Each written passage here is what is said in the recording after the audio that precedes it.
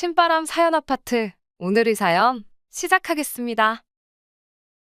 안녕하세요. 어쩌다 보니 결혼하자마자 얼마 지나지 않아 시어머니를 모시고 살게 되었어요. 원래 저희 시어머니는 아버님 돌아가시고 나서 쭉 혼자 살고 계셨어요. 3명의 자식들이 십시일반 보내고 있던 용돈으로 생활비를 하고 계셨죠. 결혼 전에는 시어머니도 혼자 사는 게 더 편하니까 괜히 모신다니 어쩐다니 그러지 말고 같이 살자고도 안 할 테니 합가 걱정도 하지 말라는 말을 하셨는데 저희 결혼한 지 2년 만에 시어머니가 혼자서 지낼 수 없는 상황이 오게 되었어요. 어머님이 뇌졸중으로 쓰러지셨거든요. 원래도 고지혈증이 있어서 특히 더 조심하고 있었는데 갑작스레 찾아온 사고였어요. 다행이라고 해야 할지 어머님이 그때 마침 혼자 계셨던 게 아니고 친구분하고 같이 계셨던지라 최악의 상황은 면할 수 있었는데 결국 후유증이 찾아와서 간병인이 필요해진 상황이 되었던 거예요. 사실 시어머니 생활비라고 해서 3명의 자식들이 돈을 엄청 넉넉하게 드리는 것도 아니었어요. 벌이가 거기서 거기다 보니 셋이 모아 돈 100만 원 만드는 것도 고작이었죠. 그런데 이제 간병인 비용까지 추가적으로 부담하게 생겼으니 돈 내는 게 아까웠던 건지 힘들었던 건지 둘째 신우가 나는 이제 더는 못 낸다 하고 나온 거예요. 둘째 신우네가 장사를 하고 있었는데 경기가 계속 풀리지가 않아서 안 그래도 그것 때문에 고생 중이었거든요. 그 상황은 이해가 가지만 제일 중요한 순간에 저렇게 나오니 적잖이 당황스러웠습니다.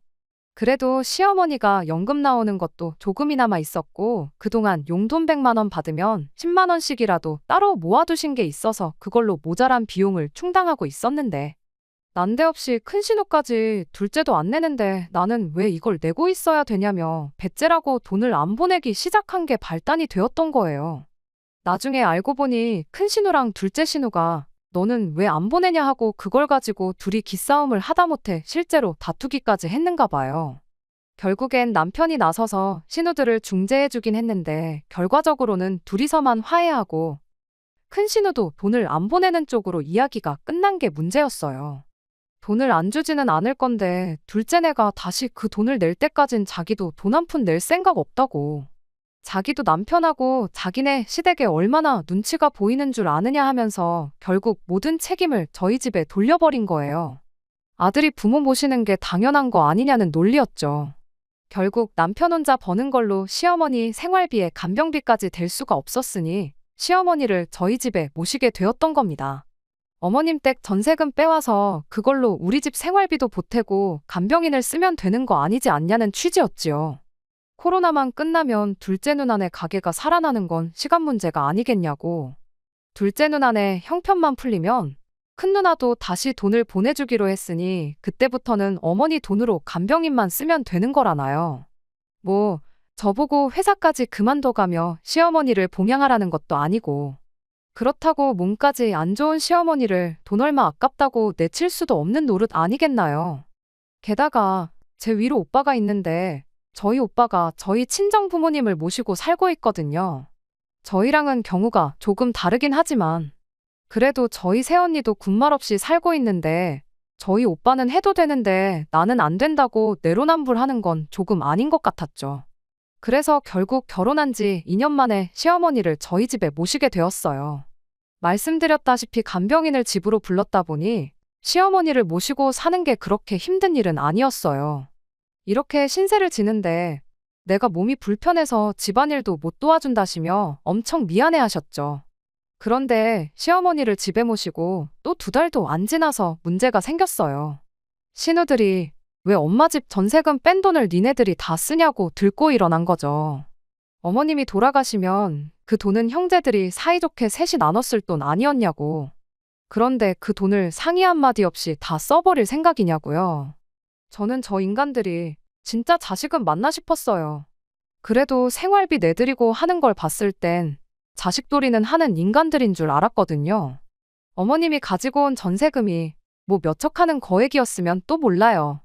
전세금 빼고 집안 집기들 다 정리하고 어머님이 따로 모아놓으신 돈이 9천만 원이 전부였거든요. 그거 셋이 나눠봐야 3천만 원밖에 안 되는 돈이잖아요. 한 달에 30만 원씩 드리고 본전 찾아가는 느낌으로 그 돈을 돌려받아 가고 싶은 생각이었을까요?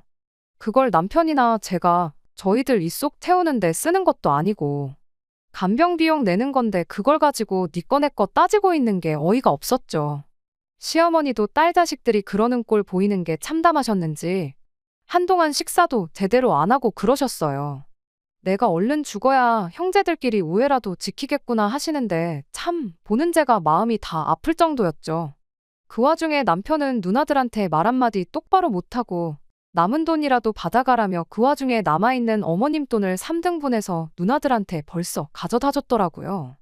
참 기가 차고 어이가 없었지만 일이 이렇게 된 것 또 무슨 방법이 있었겠나요?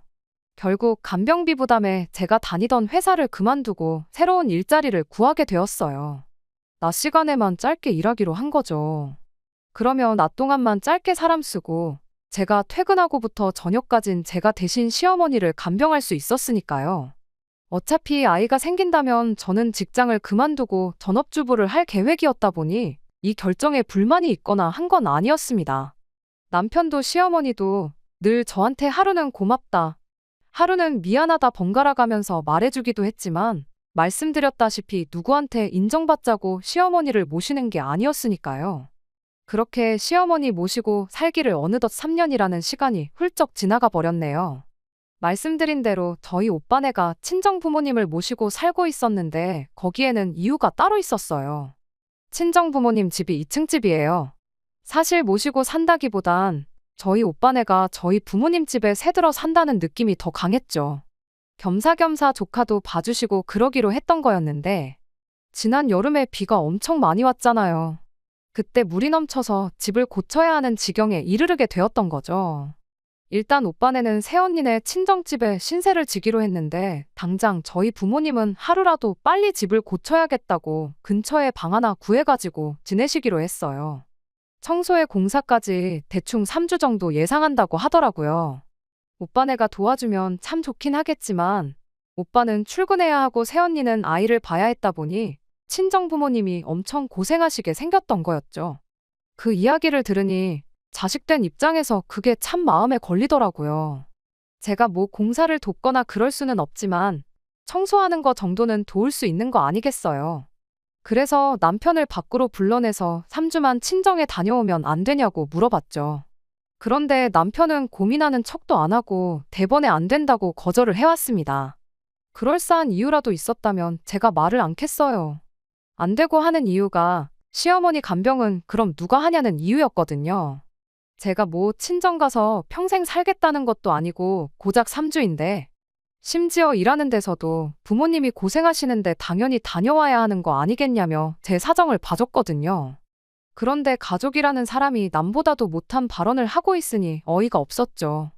3주만 간병인 불러서 쓰면 되는 거 아니겠냐 했더니 제가 일까지 쉬게 되었으니 그만큼 벌이가 줄어드는 거 모르냐고. 우리 형편에 하루 종일 간병인 부르는 게 말이나 되냐며 끝까지 안 된다고 하는 겁니다.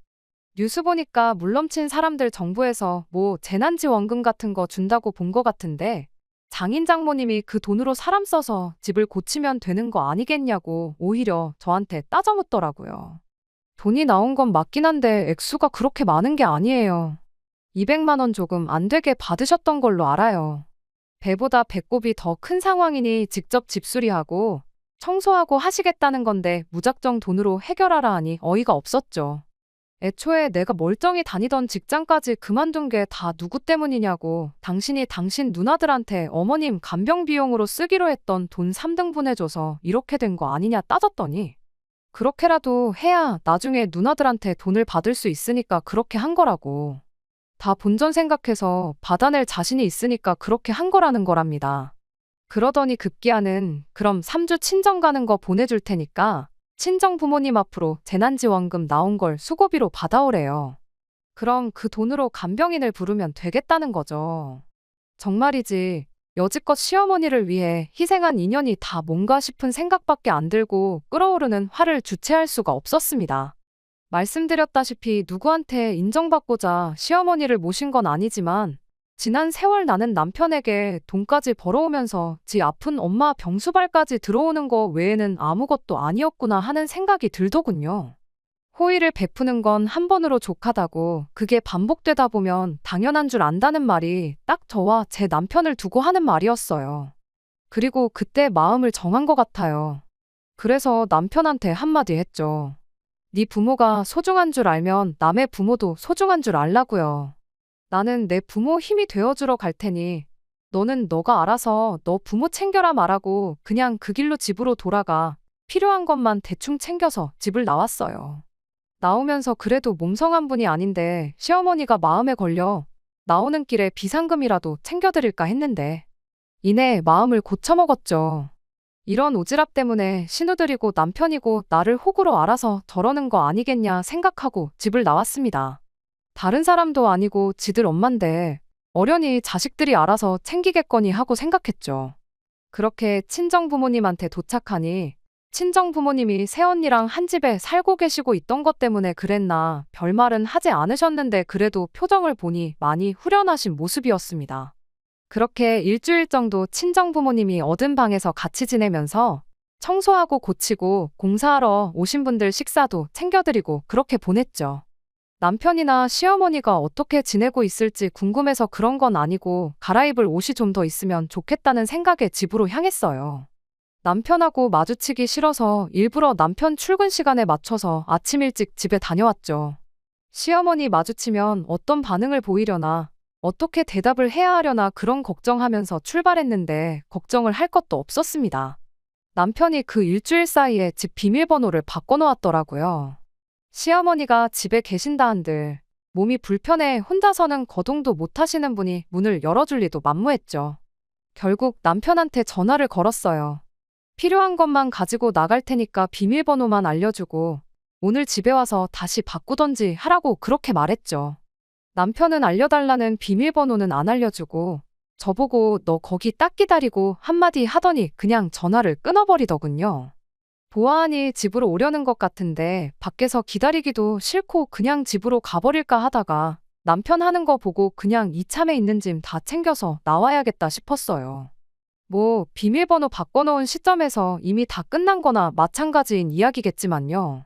한 30분이 지나니까 남편이 진짜로 집으로 왔어요. 여길 어디라고 기어들어오냐 하면서 뭐라 떠들길래 뭐 이 집이 네 혼자 집이냐고 결혼할 때 내 돈도 들어간 집이니까 닥치고 문이나 열라고 한마디 했죠. 제 입에서 닥치라는 강한 단어가 나오니 순간 남편이 흠칫하더니 끝내 문을 열어주대요. 그렇게 집에 들어가니 시어머니가 집에 안 계시더라고요. 어머님은 어디 계시냐고 물었더니 아픈 시어머니 내치고 집 나간 주제에 그건 네가 알아서 어디다 쓰려고 그러냐고 하는데 저 인간이 지금 뭘 믿고 저렇게 큰 소리를 치고 있나 싶었죠. 그래서 알겠다고 궁금해하지도 앞으로 평생 가도 어머님 어디 계신지 물어보지 않을 테니까 당신도 절대로 내 앞에서 시어머니 이야기는 입도 뻥끗하지 말라고 했죠. 이미 시어머니 간병을 이유로 친정부모님 도와드리는 거 못하게 했을 때부터 제 마음은 떠나갈랑 말랑하는 와중인데 일주일 사이에 현관문 비밀번호를 바꿔놓질 않나? 자기가 이기적이었다, 미안했다 하고 장인 장모님 잘 도와드리고 오라고 사과를 해도 모자랄 판에 저렇게 큰 소리를 내는 이유가 뭔가 싶었죠. 일주일 만에 짐 찾으러 돌아온 제가 혹시 집에 돌아오고 싶어서 간이라도 한번 보려고 분위기 파악하러 찾아온 거라 생각했던 걸까요? 남편이 옆에서 혼자 떠들던 말던 비밀번호 알려주고 다시 바꾸면 되는 걸 뭘 아픈 엄마까지 마누라한테 떠넘기고 돈 버느라 바쁜 양반이 직접 와서 문까지 열어주냐 하고 저는 제 짐을 챙기기 시작했어요. 괜히 말 한마디 잘못 꺼냈다가 시어머니 이야기 꺼내지 말라고 대답한 제 말에 남편은 어쩔 줄을 모르고 발만 동동 구르고 있었죠. 처음엔 당장 필요한 것만 챙겨올 계획으로 왔던 거다 보니 가방 하나 들고 온 게 전부라 생각보다 많은 짐을 챙길 수가 없었어요. 그런데 그날 또 대충 필요한 것만 챙겨서 가봤자 나머지 짐 챙기러 올 때 또 바뀐 비밀번호 때문에 씨름하고 있을 게 뻔한데 최대한 그날 많은 짐을 가져가야겠다는 생각밖에 없었죠. 그래서 집에 있는 상자며 두꺼운 비닐봉지며 해서 그런 거 찾아다가 억지로 짐을 더 싸고 있느라 시간이 좀 걸렸습니다. 남편은 저한테 뭐 따져 물으러 와서는 주둥아리 잘못 놀린 벌로 아무 말도 꺼내지도 못하고 옆에서 궁시렁대고만 있었고요. 그런데 벼랑간 현관문 비밀번호 눌리는 소리가 나더라고요. 그 소리에 저도 남편도 흠칫 놀랐죠. 그 시간에 저희 집에 누가 찾아올 일이 없었으니까요. 문이 벌컥 열리는 소리에 나가보니 큰 신우가 시어머니를 모시고 왔대요. 일주일 만에 바뀐 현관문 비밀번호를, 나도 모르는 내 집 현관문 비밀번호를. 시어머니 모시고 살기 시작하고부터 얼굴 한번 안 보고 지냈던 큰 신우가 알고 있을 줄은 생각도 못했어서 그런가 그냥 그 사실 자체가 참 당황스러웠어요. 그런데 당황한 게 저 혼자만이 아니더라고요. 남편은 물론이고 큰 신우 표정만 봐도 당혹스러움이 잔뜩 묻어 있었거든요. 남편이 입을 열기 전에 큰 신우가 먼저 입을 열었습니다. 니들이 이 시간에 집에는 왜 있냐고요. 남편도 이어서 한마디 하더군요. 어머니는 왜 다시 모시고 왔냐고요. 혹시 지금 누나가 집에 온 거 어머니 집에 두고 가려고 온 거냐고 묻대요. 대충 상황을 보아하니 사이즈가 딱 나오더라고요. 남편이 제가 친정으로 떠나자마자 간병인 구하기 싫다고 그걸 큰 신우네 집으로 보내버렸던 거죠. 그렇게 일주일 모시다가 더는 못하겠다 싶었던 건지 남편 출근해 있는 사이에 시어머니를 몰래 집에 다시 돌려다 놓고 도망칠 계획이었던 거 아니겠나요? 그런데 본의 아니게 남편이 저 때문에 집에 오게 되면서 그 상황을 딱 걸리게 돼버린 상황이구나 싶었습니다. 아니나 다를까 큰 신우가 이미 상황을 들켜버린 마당에 변명할 필요도 없다고 생각한 건지 대번에 이제 못 해먹겠다고 너네가 모시던 거니까 엄마는 니들이 알아서 하라고 그러더군요. 그리고 말 끝나기가 무섭게 그냥 집에 가려고 현관문 쪽으로 쓱 몸을 돌리대요. 남편이 가긴 어딜 가냐고 큰 신우를 붙잡았고요. 어머님 간병이야 이제 제 손을 떠난 일이라 생각했고 남매 간의 문제 또한 제가 껴들 일이 아니라 생각해서 저는 그냥 신경 안 쓰고 제 짐이나 챙기고 있었어요. 그런데 한참 둘이 티격거리는 걸 듣고 있자니 아주 가관도 그런 가관이 따로 없었습니다. 큰 신우는 여태 니들이 모셨으니까 니들이 계속 모셔야 한다는 소리만 계속 하고 있었고 남편은 여태껏 3년 동안 내가 어머니를 모셨는데 몇 주 집에 모시고 있는 게 그렇게 힘든 일이냐 따지더라고요. 남편이 몇 주라는 이야기를 하는 걸 보니 제가 친정부모님 도와드리고 온다는 그 3주만 어떻게든 버티면 제가 돌아와서 다시 시어머니를 모시고 살아줄 거라는 생각을 했던 건가 봐요. 그래서 그냥 이참에 확실하게 하는 게 좋을 것 같아서 신경 안 쓰고 있으려다가 저도 중간에 껴들어서 한마디 했습니다. 일단 여기서 이럴 게 아니고 둘째 신우도 같이 해서 이야기하지 않겠냐고 말을 꺼냈죠. 사실 둘째 신우는 없어도 그만인 상황이었지만 신경 쓰지 않으려고 해도 신경을 쓸 수밖에 없는 상황이었어요. 어머니를 앞에다 두고 자식 둘이서 네가 모셔라 내가 모셔라 아주 앞으로 안 보고 지낼 기세로 아웅다웅 하고 있는데 몸까지 아픈 시어머니 기분이 얼마나 참담하겠나요. 저까지 껴들면 모르긴 몰라도 아마 개싸움이 날 것 같은데 그 모습까지는 보여드리면 안 되겠다는 생각이었죠. 뇌졸중이라는 게 재발 위험도 있다는데 자식들 저러는 거 보다가 혈압 올라서 또 쓰러지시면 그것도 큰일이잖아요. 그렇게 제 제안에 따라 집에 간병하는 분 불러서 어머님 맡기고 저희는 저희끼리 해서 둘째 신우네 가게로 향했습니다. 장사가 안 된다더니 한참 점심때라 손님이 북적거려야 할 식당에는 개미새끼 한 마리도 보이지 않았습니다. 둘째 신우는 심해부랑 같이 홀에 나와 앉아서는 넋놓고 둘이 핸드폰 화면만 넘기고 있었어요. 큰 신우랑 저희 부부에서 예상도 못한 세 사람이 가게에 들어오자 둘째 신우가 적잖이 당황한 모습으로 셋이서 여긴 또 웬일이냐고 묻더라고요. 둘째 신우도 눈치가 있는데 큰 신우까지 껴있으니 일이 그래도 보통 일은 아니겠구나 싶었나 봅니다. 아무튼 그렇게 삼남매가 한데 모여서 때 아닌 가족회의를 하게 되었어요. 피는 못 속인다더니 둘째 신우도 큰 신우랑 별반 다름없는 소리를 하더군요. 여태껏 니들이 모셨으니 저희가 계속 모셔야 한다는 소리를 말이에요. 남편은 거기다 대고 큰 신우한테 했던 말을 그대로 꺼냈고요. 내가 3년을 모셨는데 그깟 3주 모시는 게 뭐가 그렇게 싫어서 그러느냐는 남편 말에 제가 남편 말 자르고 한마디 했습니다. 당신이 모시긴 뭘 모셨냐고. 모신 건 내가 3년을 모셨지 당신은 한 게 아무것도 없지 않냐고 말은 똑바로 하라고 했어요. 친정 갈 때 내가 3년 모셨으니 당신이 3주 모시라고 하지 않았냐. 내가 했던 말을 그대로 당신 누나들한테 한 거냐고. 정말 어이가 없다고요. 그런데 그걸 본 신우들이 말 한 번 잘했다고 올케가 다 했지. 네가 한 게 뭐 있냐며 말을 보태더라고요. 제가 남편한테 한마디 한 게 자기들 편을 들어주는 건 줄 알았는가 봐요. 그래서 오해하지 말라고 한마디 해줬죠.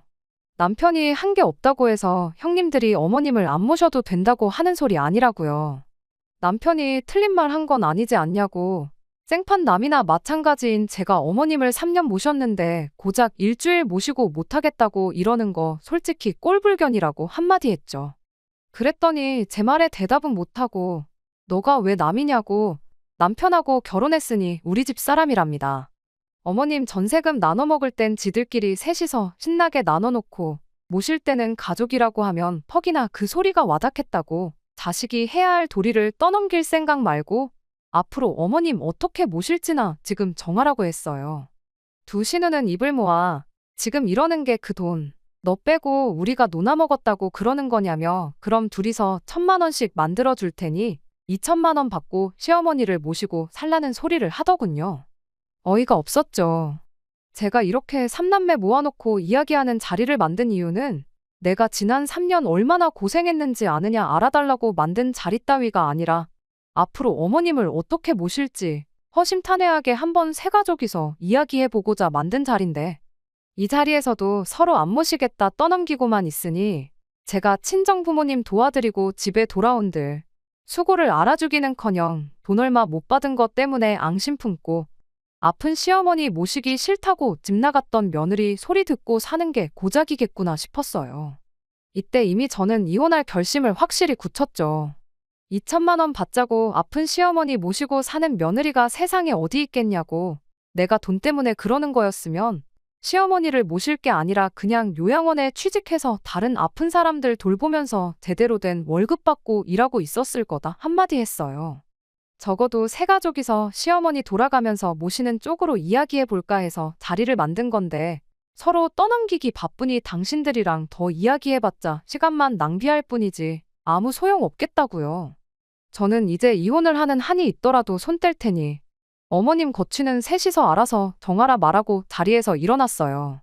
그런데 그 와중에도 둘째 신우가 우리는 장사를 하기 때문에 현실적으로 모시는 게 불가능하다며 큰 신우네랑 저희가 반년씩 시어머니를 모시면 안 되겠냐고 자기만 혼자 쏙 빠지려고 장꾀를 부리더라고요.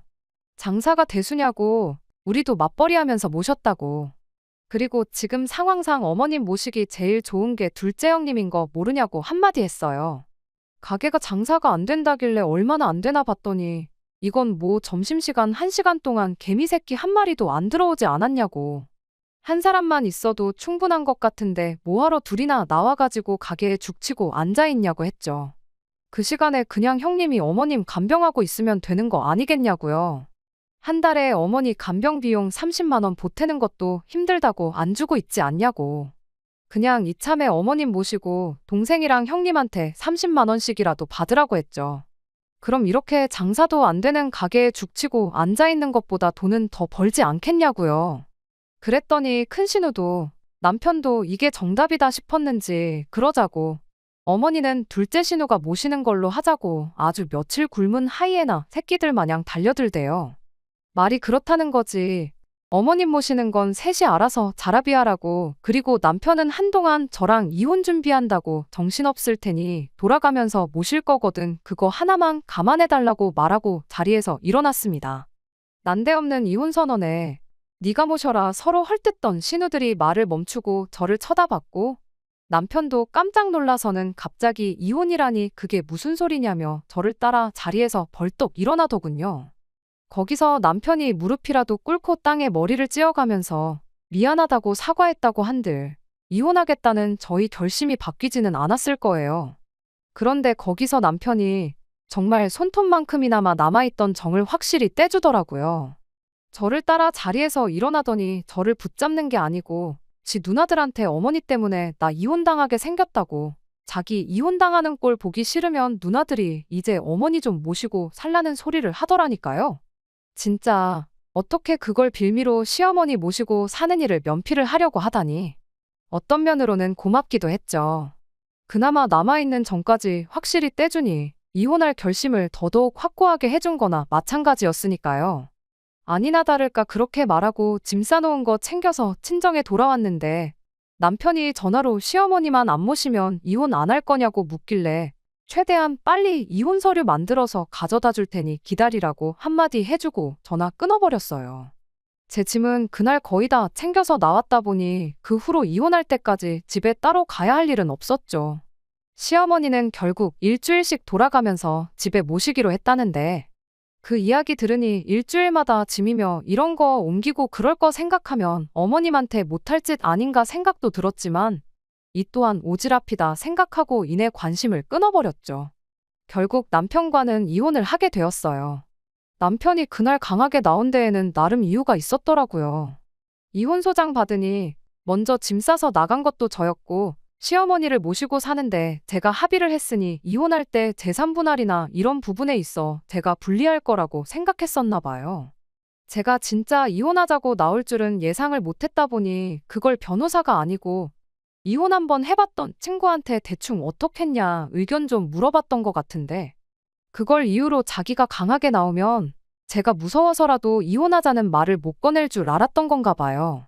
그런데 시어머니 간병하고 모시고 살면서 간병비 보탠다고 제가 일까지 나갔던 점이랑 이런 게 다 인정을 받아서 오히려 재산 분할을 절반이나 받아올 수 있었어요. 귀책 사유가 남편한테 있었다 보니 위자료까지 받아낼 수 있었죠. 돈 때문에 어머니를 모신 게 아니라고 하지 않았냐고 그럼 이혼할 땐 하더라도 재산 분할은 받아가지 말라는 개소리를 떠들고 있는 남편한테 그러니까 알아서 잘해줄 때 진작에 잘하지 그랬냐 한마디 해주니 3년간 시어머니 모시고 고생하면서 산 만큼은 아니지만 어느 정도 화가 풀리더군요. 그렇게 숙려기간이 다 끝나갈 무렵 남편한테서 연락이 왔어요. 시어머니가 마지막으로 한번 보자신다고 하는데 이혼하는 마당에 거길 다녀올 이유가 있나 싶었죠. 그래도 마지막으로 인사를 드리는 게 도리가 아닌가 싶기도 하고 마침 집에서 제 짐을 덜 챙겨온 게 있어서 겸사겸사 다녀오기로 했어요. 그래도 당신 모시기 싫다고 이혼하기로 결정한 며느리인데 시어머니가 많이 화가 나 있을 줄 알았는데 저한테 그동안 고마웠다고 한마디 해주고 싶어서 부르신 거라시네요. 당신 자식들 중에 제가 했던 거 반만큼이라도 당신 챙긴 자식이 있으면 온갖 억지를 써서라도 이혼하는 거 말렸을 거라고. 그런데 애석하게도 자식들이라고 있는 건 아픈 어미 앞에다 두고 서로 니들끼리 모시라고 떠넘기고 있는 꼴이니 정말 저를 볼 면목이 없다시면서요. 어머님은 요양원에 가기로 결심하셨대요. 일주일씩 번갈아 가면서 짐짝 취급 받는 거보다 그냥 맘 편하게 요양원에서 지내실 생각이랍니다. 자식들이 당신 돈 뜯어간 게 있으니 그 비용은 세 자식들이 똑같이 나눠내기로 했다나 봐요. 모실 사람이 없어지니 그런 부분에 있어서 합의는 빨랐나 봅니다. 아무튼 그렇게 몇 번이고 시어머니한테 고맙다는 이야기 듣고 그냥 마지막이라 생각하고 얼굴 한번 보고 싶어서 부르신 거라 말하곤 저보고 행복하게 살라고 한마디 해주시대요. 그리곤 자식들도 모르는 당신 남은 재산이라며 장롱한 구석에 숨겨놓고 계셨던 폐물들을 저한테 주시는 거예요. 지금 금시세면 못해도 2천만 원은 나올 거라며 가지고 있어봤자 자식 새끼들이 나눠 먹을 텐데 그 꼴은 못 보겠다고 저보고 가져가라시더군요.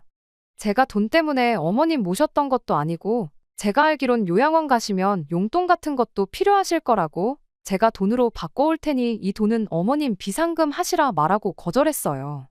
어머님은 끝까지 이러다 나 죽고 돈 남으면 그마저도 자식들 나눠줘야 하지 않냐고 그러긴 싫다고 고집을 부리셨어요. 따지고 보면 당신 때문에 이혼당하는 건데 나한테 위자료 받아가는 거라 생각하라며 그 돈을 기어이 주시는데 그래도 끝까지 그 돈을 받지 않았어요. 그 마음만 받기로 했죠. 말 그대로 시어머니 환심 사서 돈 얼마 받자고 모셨던 것도 아니었고 이혼을 하기로 한 만큼 확실하게 모든 걸 끊어내는 게 맞다고 생각했거든요. 그 돈 받으면 괜히 마음만 무거워져서 찾아가게 되고 그럴까 봐서요. 결국 어머님은 그런 제 마음을 이해해 주셨고 그렇게 완전히 남편과 관련된 모든 것들을 털어놓을 수 있었습니다. 이 이혼이 시어머니 모시자고 했을 때 모시기로 했던 제 잘못이라고 하실 분들이 더 많을 거라 생각해요. 하지만 그때 시어머니를 안 모시겠다고 했다 한들 그 입만 살아서 나불대는 효자들 억지에 결국 이혼하게 되었을 거 아니겠나 싶습니다. 차라리 더 늦기 전에 일찍 손 털고 나와 제 인생 되찾고 시어머니도 요양원에서나마 자식들 눈치 안 보고 편하게 지내시게 된 지금이 제일 좋은 마무리가 아닐까 생각해요. 효도는 제발 남한테 떠넘기지 말고 직접 하자. 이렇게 한마디 하고 싶네요. 설령 남이 대신 해준다고 한다면 적어도 그 행동에 대해 고마움을 느낄 줄 아는 사람이 되었으면 좋겠어요. 생각난 김에 저도 저희 오빠한테 암만 한 집에 산다고 해서 새언니한테 효도 떠넘길 생각하지 말라고 한마디 해줘야겠네요. 끝까지 들어주셔서 감사합니다. 오늘의 사연은 여기까지입니다. 구독과 좋아요, 알람 설정 부탁드리고 더 좋은 사연으로 다시 찾아뵙겠습니다. 감사합니다.